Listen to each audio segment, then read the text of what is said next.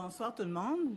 Alors, merci d'être là. Vous allez avoir une première partie. Je m'excuse, j'aimerais avoir votre attention. Là, c'est commencé. On m'entend pas dans la salle? Est-ce que le micro est ouvert? Ça bouge dans la technique. Ça fonctionne? C'est correct? OK. Ah ben, parlez pas. OK. Alors, il y a une première partie ce soir. Vous allez assister à une assemblée publique de consultation dans le cadre d'un projet particulier de construction, modification ou occupation d'un immeuble. Et l'immeuble visé par la consultation, l'assemblée ce soir, est le 256 chemin du Docteur Lemay. Alors, je vous présente Olivier Brassard, qui fait partie de l'équipe de l'aménagement et qui est responsable de la consultation. Merci. Donc, oui, elle est là. Donc, en synthèse, le projet, les propriétaires du terrain veulent convertir une résidence unifamiliale en maison de chambre pour une densité d'occupation de 8 chambres en location individuelle. Veulent aussi augmenter le nombre de cases de stationnement en cour avant à 6 cases. Le conseil projette d'autoriser une partie du projet, donc l'usage, la densité d'occupation, puis une partie des cases de stationnement, donc de monter à 4 cases au lieu de 6. Et puis, il y a des conditions qui vont s'ajouter à ça pour limiter la superficie de l'aire de stationnement, puis de s'assurer qu'il y ait une bonne capacité de support sur l'immeuble pour exercer l'usage en question. Donc, le projet se situe à la croisée de l'avenue Québec, puis du chemin du Docteur Lemay, plus précisément au 256 Docteur Lemay. Si on s'approche, le terrain est situé dans la zone 2075 à Rouyn-Sud, puis seuls les usages résidentiels de faible densité, donc 1 à 2 logements par bâtiment, sont autorisés dans la zone. Par contre, on peut voir un peu autour, il y a des plus gros bâtiments, pas dans la zone même, mais dans les zones environnantes, qui ont une plus grande densité de logements. À la demande, les éléments dérogatoires qui font en sorte qu'on doit passer par une demande de PPC-moi. Il y a, comme j'ai dit tantôt, il y a l'usage, la densité d'occupation qui ne sont pas autorisés dans la zone. En fait, la densité maximale autorisée, c'est 2 logements. Et puis, le 6 cases de stationnement en cour avant à la demande. Dans le règlement de zonage, le maximum pour ce type d'usage-là, c'est 2 cases de stationnement en cour avant. Pour motiver sa décision, le conseil doit se baser sur des critères. Ils sont listés ici. Je les énumérerai pas tous, mais je vais présenter en fait les plus pertinents qui sont associés à la demande. Donc, on a ici les impacts du projet sur le développement local ou régional. On parle ici d'un projet qui va causer la densification douce dans un secteur central du territoire de Rouyn-Noranda. On est encore dans une situation de crise du logement, donc il y aura une bonification de l'offre en logement, mais aussi une diversification des types de logements accessibles. Une maison de chambre, ça diffère en quelque sorte des appartements. Les espaces de vie sont en commun, donc salle de bain, puis cuisine et tout ça. Au niveau de l'organisation fonctionnelle, le terrain est de relativement petite taille, puis d'une forme spéciale avec l'implantation du bâtiment. Donc, il pourrait difficilement supporter 6 cases de stationnement en cour avant. Puis, si on l'autorisait comme ça, on serait obligé d'élargir l'entrée charretière à 12,2 mètres, ce qui pourrait causer des enjeux de sécurité, puisqu'on est à proximité de 2 voies de circulation assez majeures, donc l'avenue Québec puis le chemin du Docteur Lemay. Pour le reste des critères, la compatibilité avec le milieu d'insertion, comme j'ai dit, il y a beaucoup de maisons unifamiliales dans la zone, mais à proximité, on peut quand même voir, comme on peut voir au bout là, du chemin, des bâtiments de plus haute densité. L'aménagement extérieur, si on ajoute des cases de stationnement en cour avant, peu importe le nombre de cases qu'on ajoute, Il y a un arbre qui va être obligé d'être coupé, donc celui qui est le plus à droite avec le X rouge. Je vais quand même attirer votre attention sur les 2 arbres à gauche qui auraient lieu d'être maintenus, puis de l'alignement des arbustes à droite qui délimitent la frontière entre 2 terrains qui auraient lieu aussi de s'assurer d'être maintenus. Puis finalement, on a déjà parlé d'organisation fonctionnelle de l'extérieur du bâtiment, mais de l'intérieur du bâtiment, on parle d'une petite maison unifamiliale. On veut s'assurer qu'il y ait un espace de vie suffisant pour avoir une qualité de vie pour les locataires. Donc, il va y avoir il va y avoir des conditions qui vont être associées pour s'assurer ça. La synthèse des critères, je ne vais pas les repasser au complet. Si vous voulez les relire en plus de détails, la présentation est disponible sur le site Internet de la Ville. En plus des critères, on doit toujours s'assurer qu'un projet particulier soit compatible aux objectifs du plan d'urbanisme. À cet effet, on regarde les affectations. Donc là, on est situé dans l'affectation urbaine, milieu de vie, secteur central. Et puis, dans cette affectation-là, les fonctions résidentielles de haute densité, c'est une fonction dominante de l'affectation. Puis, l'usage projeté s'apparente le plus à cette fonction-là. Donc, on va voir, c'est le petit point noir là, à droite de l'encadré rouge. Au niveau de la décision du Conseil, le premier projet de résolution a été adopté et le projet serait autorisé en partie. Donc, premièrement, l'aspect des 6 cases de stationnement en cours avant serait refusé pour en fait accepter la forme suivante du projet. Donc, l'usage et la densité d'occupation à 8 chambres d'une maison de chambre seraient autorisés, mais les cases de stationnement, seulement 4 sur 6 seraient autorisées. Ça reste dérogatoire parce que le maximum est 2, mais de façon plus mineure. Ensuite, l'autorisation vient avec des conditions. Comme j'ai montré sur les images, on va imposer le maintien de 2 arbres à gauche de l'aire de stationnement, les 2 qui n'ont pas été coupés. Puis le maintien également de la bande végétale qui délimite les terrains à droite de l'espace de stationnement. On va également fixer la largeur maximale de l'entrée charretière à 10 mètres, qui est le maximum autorisé pour un usage résidentiel. Les bacs de matières résiduelles vont devoir être entreposés ailleurs qu'en cour avant. Puis, un salon va devoir être aménagé et maintenu au rez-de-chaussée pour éviter qu'il y ait une surutilisation de l'intérieur. Au niveau du calendrier d'adoption, le premier projet de résolution a été adopté le 12 janvier 2026. Le 21 janvier, il y a eu les avis publics qui ont convoqué la présente Assemblée publique de consultation, aujourd'hui le 9 février. Si tout se passe bien, la séance suivante du Conseil, donc le 23 février, il y aurait le deuxième projet de résolution qui serait adopté. Ce deuxième projet serait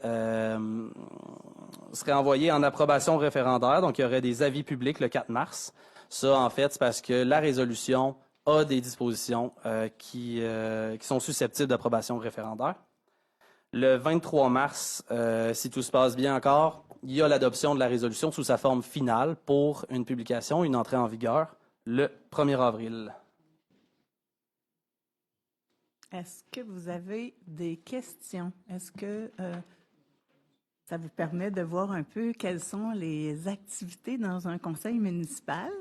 Alors, on est dans un détail, un projet qui appartient à un citoyen ou une citoyenne, qui a un voisinage. Alors, le voisinage a été mis au courant par des communications qu'on devra raffiner dans les prochaines années. On se donne ça comme mandat. Mais est-ce que quelqu'un a des commentaires sur le projet? Quelqu'un qui l'a peut-être suivi de plus près que la majorité d'entre vous?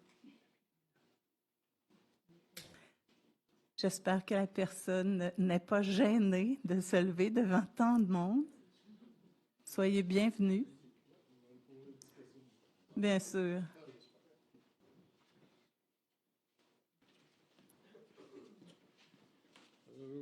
De toute façon, j'ai envoyé cet après-midi une motion défavorable au projet. Là, je représente mes parents, mais la lettre qui est envoyée, c'est au nom de mes parents.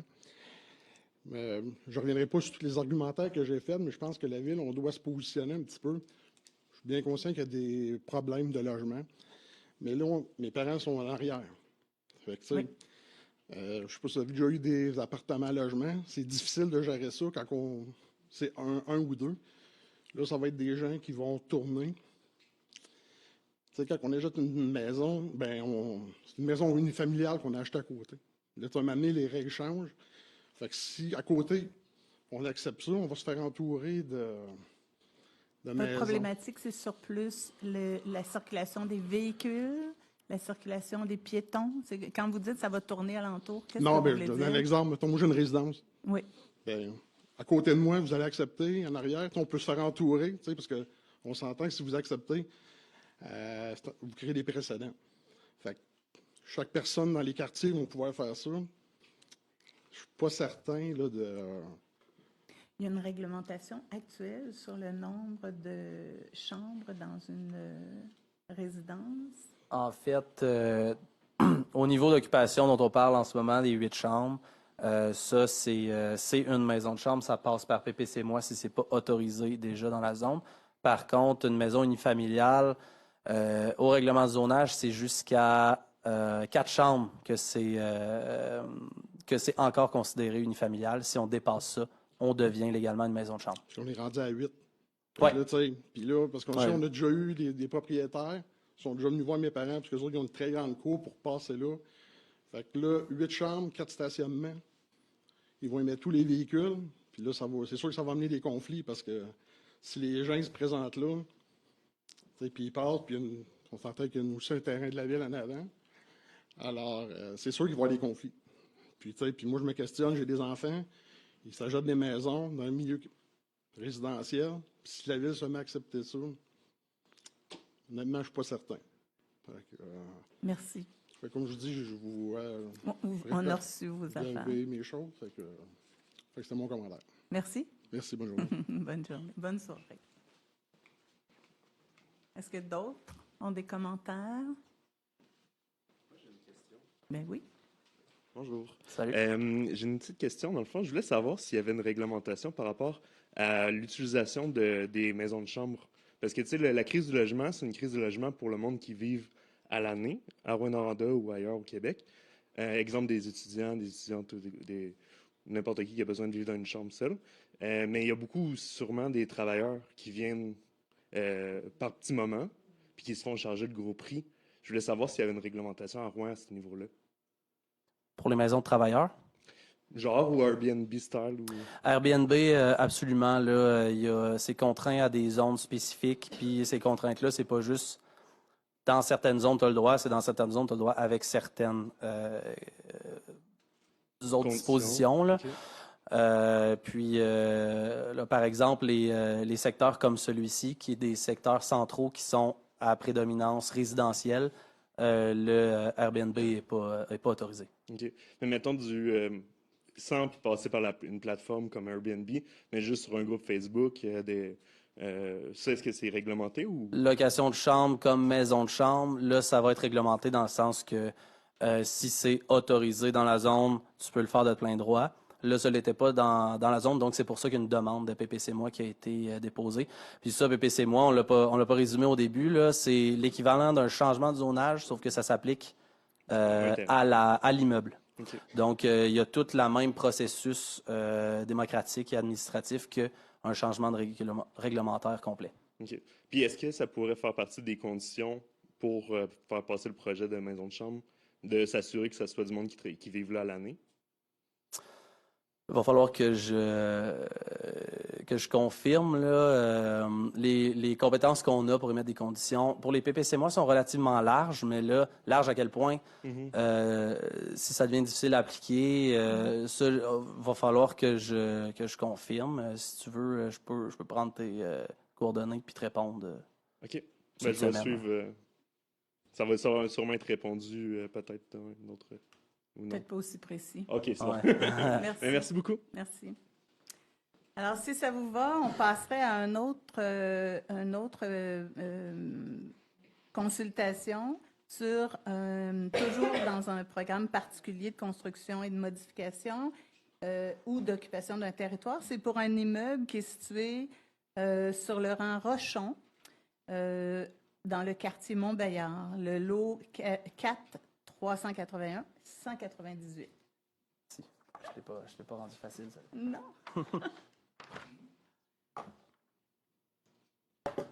Donc, la synthèse du projet. On a les propriétaires qui demandent, encore une fois, un PPC-moi pour la construction d'un bureau de services professionnels relié à l'environnement, implanté dans un secteur rural. Le Conseil projette d'autoriser l'exercice de l'usage qui est demandé, puis il y a des conditions qui vont être appliquées pour limiter les impacts au niveau visuel.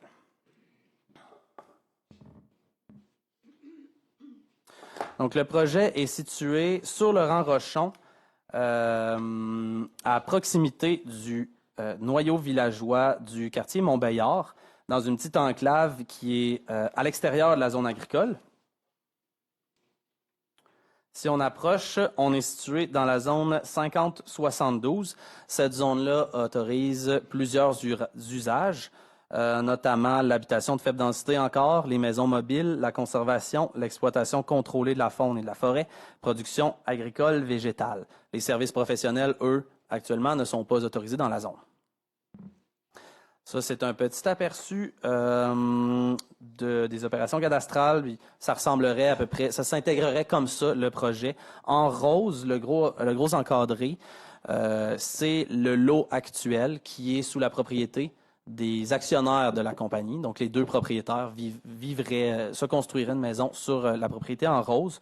À l'intérieur, en bleu, c'est le lot projeté qui appartiendrait à la compagnie des actionnaires. Donc, c'est les mêmes personnes, mais aux yeux de la loi, c'est deux personnes différentes. Le petit carré en vert, c'est l'implantation du bâtiment projeté. Puis, la ligne en rouge, c'est l'entrée qui serait séparée, qui serait partagée entre les deux entités, donc propriétaire et entreprise.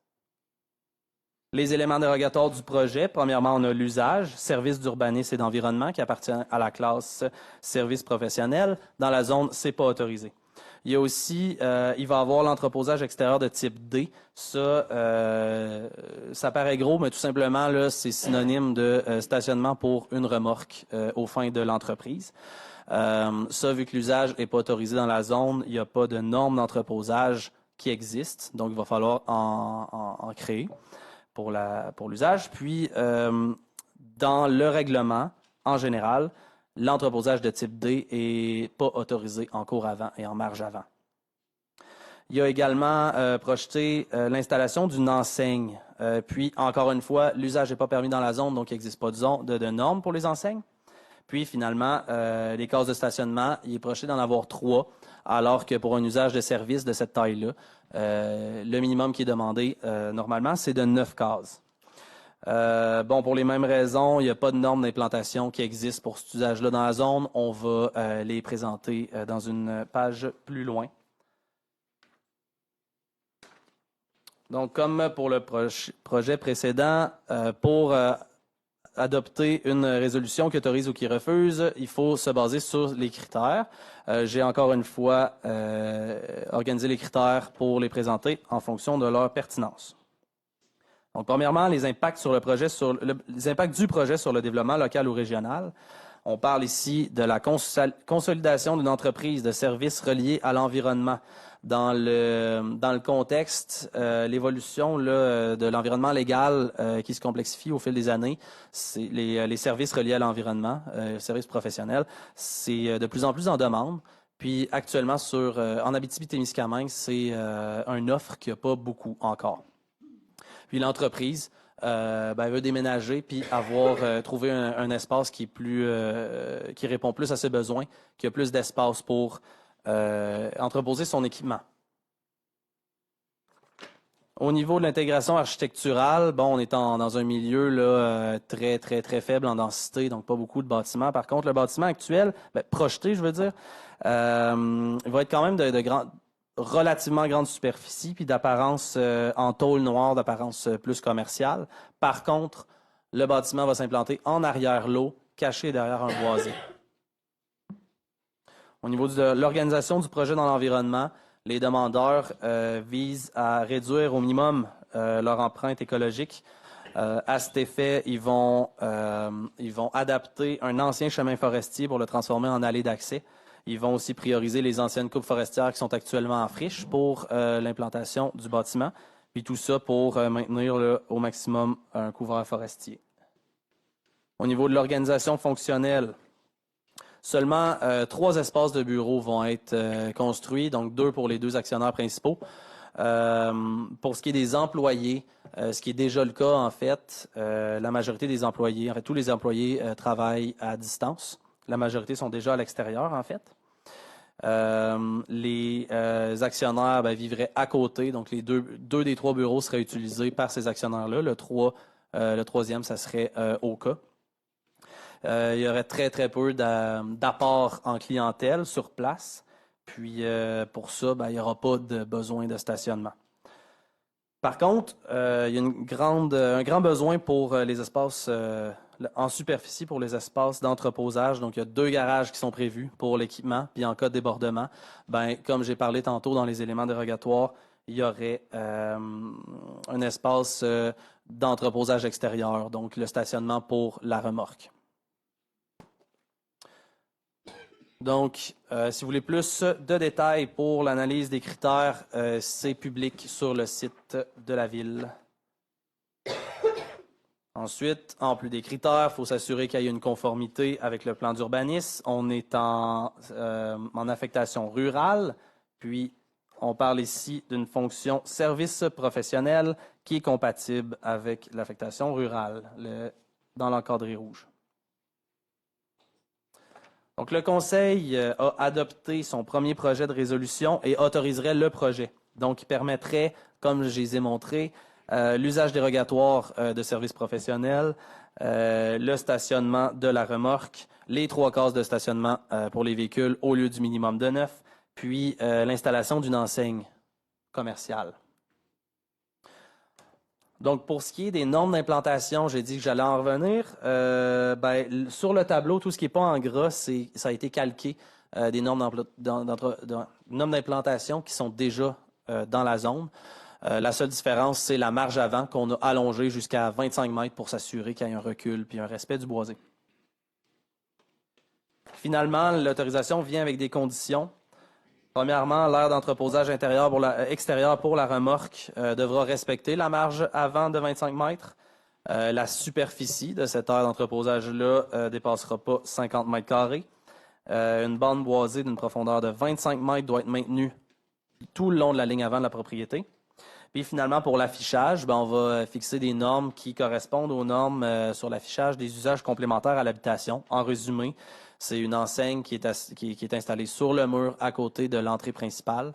Ne doit pas dépasser une superficie de 0,5 m². Puis le seul éclairage permis pour cette affiche-là, c'est la projection.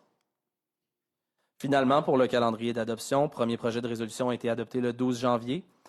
Les avis publics sont partis le 21 janvier pour convoquer la présente Assemblée publique de consultation, qui est aujourd'hui le 9 février.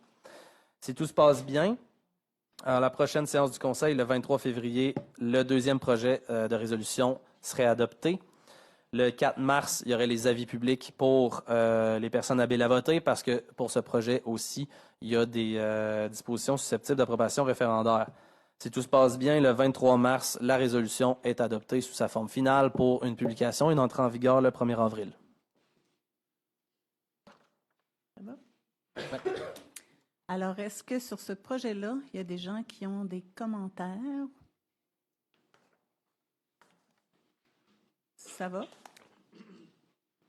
Alors, on va demander au Conseil de se joindre à nous parce qu'on a une autre consultation. Ce n'est pas une consultation, hein? Alors, c'est une séance publique de démolition. Et c'est le Conseil qui autorise les démolitions des infrastructures dans la ville de Rouyn-Noranda. Pour les bâtiments qui sont assujettis, qui sont principalement des bâtiments patrimoniaux. Bon, alors voilà. Alors, on a une demande de démolition sur l'adresse 101, avenue Portelance. Donc, on parle de la fonderie. Alors, mais La mine. rien à voir avec... C'est la mine, Ouais. c'est ça? On parle de la mine. Rien à voir avec ce qui vous amène ce soir. On ne mélangera pas les dossiers. On va inviter les gens du conseil à se joindre à nous.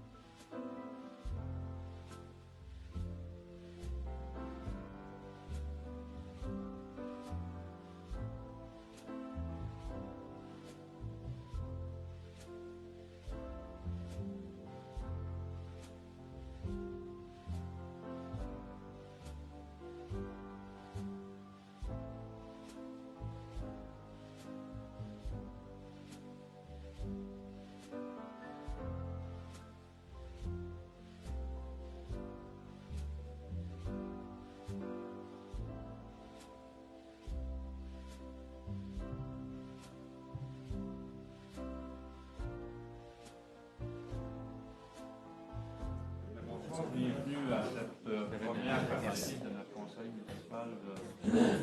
Donc, ce qu'on appelle le comité d'évolution.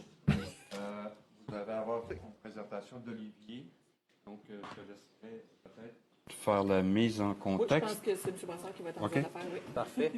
Donc là, avant d'adresser ce sujet, on parle ici d'une demande de démolition qui est pas en lien avec les annonces que tout le monde a entendues dans les derniers jours.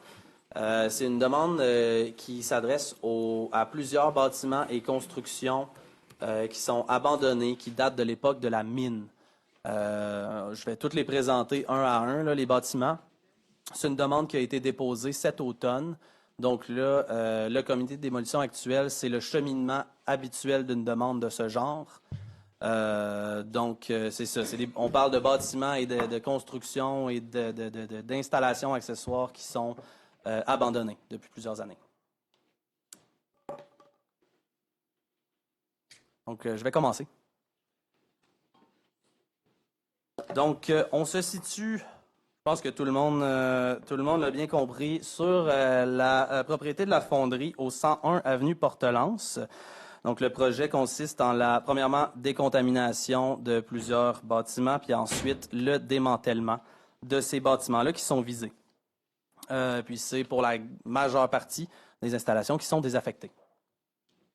Donc, sur la carte, on peut voir en surbrillance, en orange, les bâtiments qui sont visés. Là, vous pouvez voir au centre là, de la carte en orange qui est en fait là, le bâtiment qui est entouré en rouge, qui s'appelle le bâtiment de four à grillage, qui est un bâtiment de l'époque de la mine, donc qui n'est pas la fonderie. La fonderie, sur la carte, on peut la voir, c'est les tuyaux qu'on voit à gauche. Sur la photo, c'est à gauche de la cheminée. Donc là, on s'adresse surtout à des installations qui sont à droite de la cheminée. Il y a à peu près une dizaine de bâtiments, constructions, équipements qui sont visés. Puis, ils ont tous été construits à des époques différentes. Ça varie des années 20 aux années 90. Donc, petite représentation visuelle du projet. Donc, ça, c'est l'état de la situation actuelle. Advenant une démolition, le paysage ressemblerait à ceci.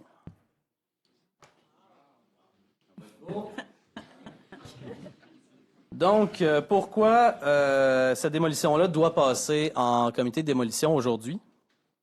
C'est parce que il existe le règlement de démolition qui a été adopté en 2023. Puis, il y a une liste de bâtiments là, patrimoniaux ou potentiellement patrimoniaux qui sont assujettis à ce règlement-là. Ça ne veut pas dire que c'est impossible de les démolir, ça veut dire qu'il faut passer par une résolution du comité de démolition qui est composé des membres du conseil. La raison pourquoi cet immeuble-là est assujetti, c'est pour deux raisons. Premièrement, l'immeuble est inscrit à une étude d'ensemble et inventaire du patrimoine bâti de Rouyn-Noranda qui date de 2003. Puis, il y a un des bâtiments, là, le bâtiment des fours à grillage, celui-là qui était entouré tantôt, qui est un bâtiment principal qui a été construit avant 1940. Cette étude patrimoniale-là, en fait, elle identifie l'entièreté de l'immeuble. L'immeuble, c'est bâtiment et terrain.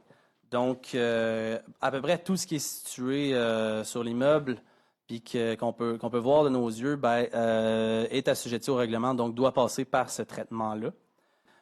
Puis, il y a une valeur patrimoniale qui a été identifiée dans cet immeuble-là. Évidemment, plusieurs bâtiments, plusieurs valeurs différentes, mais dans son ensemble visuel, il y a une valeur patrimoniale relativement plutôt élevée qui a été identifiée dans une catégorie de patrimoine industriel. Les raisons de l'intérêt patrimonial, je vais y revenir dans des pages plus tard. Avant d'arriver là, je vais décrire les différents bâtiments qui sont visés par le programme de démolition. Ils sont tous listés ici, mais au lieu de vous les lire ici, je vais les passer page par page. Premièrement, on a ce qui s'appelle le précipitateur électrostatique numéro 3. Lui, il est situé juste à droite du bâtiment des fours à grillage. C'est le gros cube orange, rouge, brun. Construit en 1945, mis hors service en 1976. La raison de sa démolition, c'est que les requérants le considèrent dangereux par son état de dégradation. Ensuite, il y a le convoyeur numéro 5, construit en 1927, mis hors service en 2004. La raison pourquoi il est au programme de démolition, on nous a cité un danger d'écroulement. La structure est en mauvais état, puis aussi à surplombe des chemins qui sont empruntés régulièrement par les travailleurs. En fait, cette structure-là a même déjà été démolie. Conformément au règlement, il existe des exemptions. Les propriétaires ont eu leur permis de démolition à cet effet. Donc, n'est plus à l'étude aujourd'hui. Le convoyeur numéro 140, qui lui a été construit en 1955, mis hors service en 1990, lui aussi fait preuve d'un état de dégradation. Puis sa démolition, en fait, est prioritaire pour libérer de l'espace pour installer un collecteur de poussière qui lui servira aux travaux de décontamination préalables au démantèlement du bâtiment principal visé. Il y a la Trémie Bin Kodak. Elle, si vous voyez sur la carte, est un petit peu à l'écart des autres. Elle est située du côté fonderie. C'est encore un équipement désaffecté. Construit en 1994, mis hors service en 2015. La démolition est requise pour permettre de libérer de l'espace pour y construire un futur précipitateur électrostatique. Ensuite, le bâtiment des fours à grillage, donc le bâtiment au cœur de la demande. Lui, c'est le fameux bâtiment de la mine qui a été construit en 1927, mis hors service à la fermeture de la mine en 1976. Lui également, il est considéré en très mauvais état et puis il est considéré dangereux par les requérants. Ensuite, le bâtiment des Trémies 500 tonnes. Sa construction est en 1929, mise hors service en 1985. Lui aussi considéré en très mauvais état. Les revêtements sont en dégradation, puis sont également contaminés à l'amiante. Il y a certains d'entre eux qui sont déjà tombés au sol. Une autre installation qui lui est située derrière le bâtiment de four à grillage, le bâtiment des chaudières, construction 1982, mise hors service en 2000. Il doit être démoli pour permettre les travaux de démolition du bâtiment du four à grillage. Le réservoir d'eau traitée, lui, a été construit en 1927. On n'a pas la date de la mise hors service, mais on peut deviner que c'est en même temps que la fermeture de la mine et la mise hors service de la majorité des installations qui sont à l'étude en 1976. La raison de la démolition, c'est que ça fait plusieurs années qu'il n'est pas utilisé, puis il prend de l'espace sur le terrain. Ensuite, le bâtiment de filtration. Le bâtiment principal de filtration, lui, est situé beaucoup plus loin au sud de la propriété, près de l'avenue Portelance. C'est pas l'entièreté du bâtiment qui est, de filtration qui est visée, c'est seulement une annexe. L'annexe a été construite en 1941. Le bâtiment principal, on le sait pas, mais fort probablement avant 1940. La mise hors service de l'annexe, ça va avec l'année de la fermeture de la mine, donc 76, puis il est considéré dangereux. Puis finalement, le bâtiment d'injection chaud soda ash, construction 94, mise hors service en 2000. Lui, ça fait partie des équipements là, qui doivent être démolis pour permettre les travaux de démolition du four à grillage. Donc sur l'image, on peut voir en rouge, c'est le bâtiment en question, en blanc, c'est le fameux bâtiment four à grillage. Pour prendre une décision, le comité de démolition doit se baser sur les critères suivants. Encore une fois, la liste, je ne la lirai pas au complet, mais je vais vous présenter plus en détail les éléments les plus importants. En gros, c'est la valeur patrimoniale versus l'état actuel de l'immeuble et si c'est possible ou réaliste de la remettre en état. Donc, au niveau... bon, évidemment, là, la majorité là, des questionnements viennent au niveau du bâtiment four à grillage. Il y a beaucoup d'installations qui sont beaucoup moins importantes. Donc, la valeur patrimoniale est considérée élevée. Le bâtiment, c'est un très vieux bâtiment, même que c'est ce bâtiment-là, à peu près, qui est à l'origine du développement de Rouyn-Noranda. Puis c'est un des derniers témoins du patrimoine industriel là, premier quart de siècle. Au niveau visuel, c'est aussi un marqueur du paysage qui est assez important. On peut le voir d'un peu partout dans les quartiers centrales. Donc là, en exemple, on a une vue sur le sommet de l'avenue du Portage, puis une vue à l'est de Perrault, l'autre côté du lac. Des parties constituantes de ce bâtiment-là qui sont également importantes dans l'aspect visuel du bâtiment, bien, il y a en rouge le bâtiment des Trémies qu'on a vu tantôt. envers le précipitateur électrostatique numéro 3. Puis évidemment, il y avait le convoyeur numéro 5. Lui a déjà été démoli, encore une fois, conformément au règlement.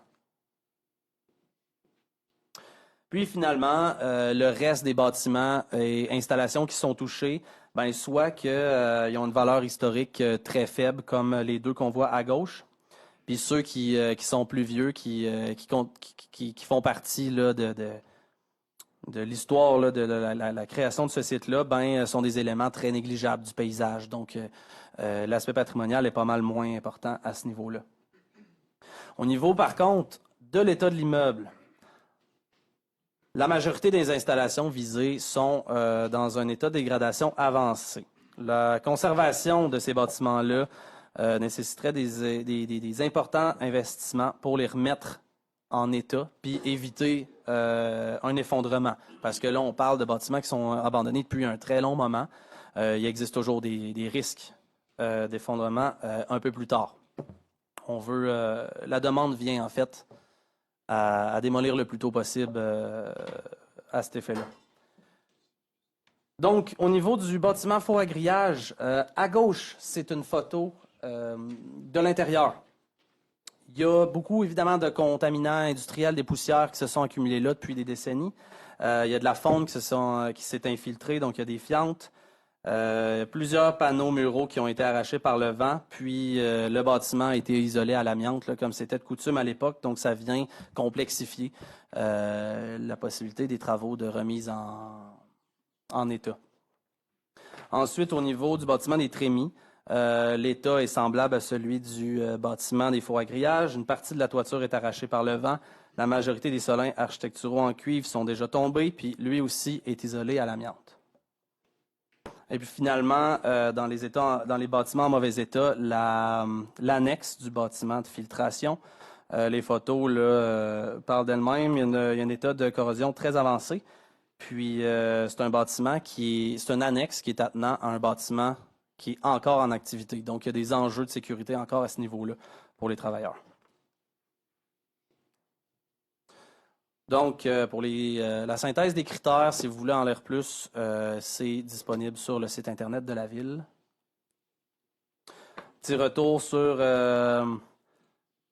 l'évolution du paysage advenant de démolition. Donc là, on se situe à l'est de la propriété. Donc ça serait avant les travaux. Ça serait après les travaux. Si on retourne à l'avant de la propriété, avant les travaux, après les travaux. D'autres critères d'évaluation, il y a les oppositions écrites citoyennes. Les citoyens avaient 10 jours pour émettre leurs commentaires après la publication des avis publics. Les avis publics ont été déposés 2 fois. La première fois, le 10 décembre 2025, pour une séance qui aurait eu lieu en début janvier, à mi-janvier, je veux dire, qui a été reportée. Donc, il y a eu des nouveaux avis publics qui ont été déposés le 21 janvier 2026. Puis, dans les 10 jours suivants, ces 2 avis publics-là, il n'y a pas eu d'opposition qui a été reçue à la Ville. Puis, il y a également la recommandation du CCU, en fait du Conseil local du patrimoine, qui en l'occurrence est le Comité consultatif d'urbanisme, qui a été pris en compte. Je vous laisse la parole. En fait, on peut quand même, si jamais il y avait des gens qui avaient des commentaires sur le projet, ça peut aussi être mentionné. Sinon, après ça, le Conseil pourra prendre une position sur la demande de démolition.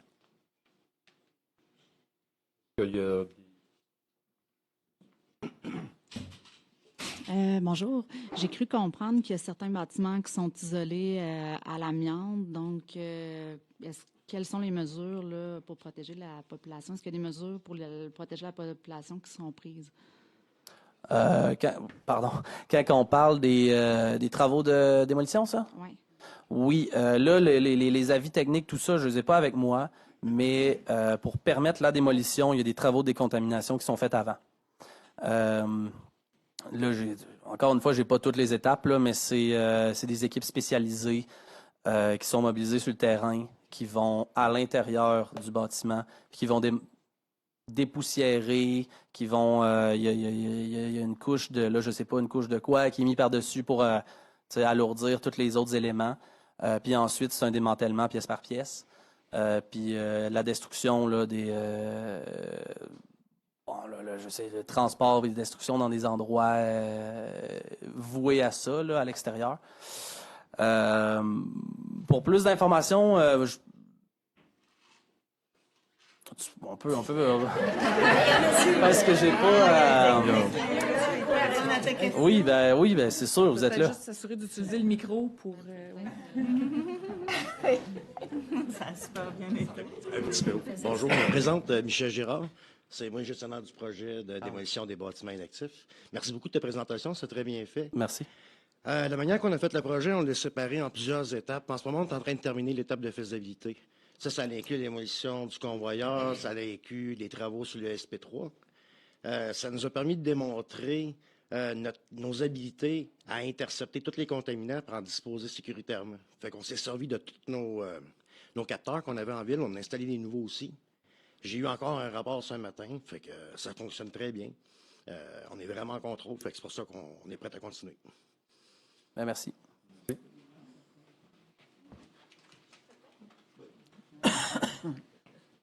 Bonjour, Marie-Maude Turcotte, employée à la fonderie. Je voudrais juste rajouter... on le sait que ces bâtiments-là aussi sont, tu l'as mentionné tantôt, sont importants pour l'histoire de notre ville. On est très conscient de ça et on a vraiment pour but de un peu commémorer ces bâtiments-là. D'ailleurs, on a rencontré notre comité de citoyens pour développer des idées. Des belles idées sont sorties. Là, on est en train de regarder la faisabilité de tout ça. Et dès demain, il va y avoir une page web sur notre site Internet. Puis on va inviter les gens à déposer les vidéos, des photos des bâtiments, s'ils ont des idées de comment on pourrait garder vivants encore ces bâtiments-là, même si la structure n'existe plus. Donc, on est très conscient là, qu'il faut garder cette trace d'histoire. C'est ça. Merci. Donc, le conseil, c'est ça, comme M. Brassard le mentionnait, il y avait une première date d'audition qui était prévue le 12 janvier initialement. Suite à la recommandation du CCU, certaines validations additionnelles ont été faites auprès du demandeur. Et ce soir, le conseil municipal, qui siège en tant que comité de démolition aussi, dans le fond, souhaite confirmer qu'il va accorder la demande de démolition. Ça doit quand même passer par le ministère de la Culture et des Communications par la suite pour faire approuver la demande. Mais la résolution qui est adoptée ce soir par le comité de démolition est favorable pour l'ensemble des bâtiments. Donc, ça prendra un proposeur appuyeur. En fait, la proposition, Sylvie Turgeon. Je l'appuie, Stéphane Girard. Merci. Donc, dans quelques minutes, on commencera la rencontre. Conseil.